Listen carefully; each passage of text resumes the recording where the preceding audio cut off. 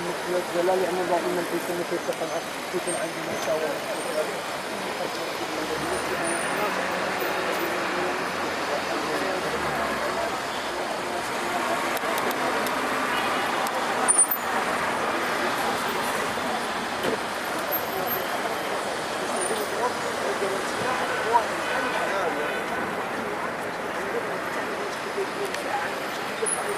مثلا هذيك البواطون كيجي عند واحد الماخ تيبغي يبكي عليك، انا عندي مشكله كتبرد كتجي كتبقى تساعدو، ولكن لان بقى تساعدو انت مواطن بحالك بحالو. شنو حنا عندنا في الفكره ديالنا؟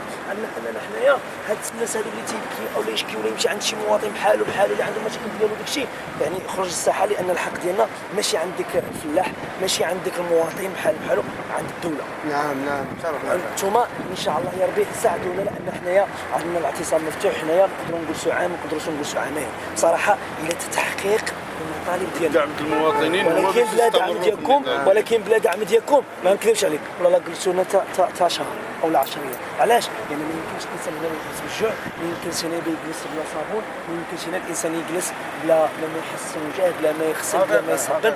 انتوما تعاونوا معنا، اللي يقدر يدير شي حاجه في سبيل الله. الا جبت انت مثلا غير 2 كوارات مثلا او لا واحد شويه، فعاد نمشي نشريها انا تكون خففت عليا انت.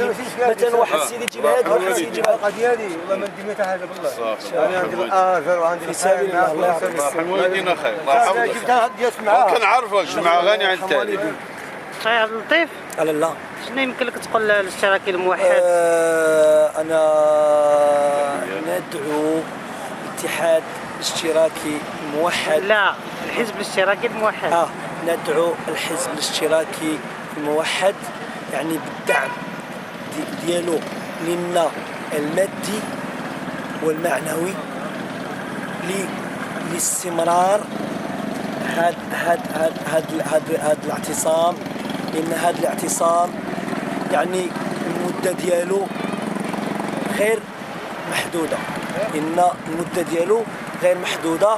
علاش؟ لان حنايا هنا دايرين اعتصام مفتوح الى تحقيق المطالب ديالنا، وكنطلبوا من حزب الاتحاد الاشتراكي الموحد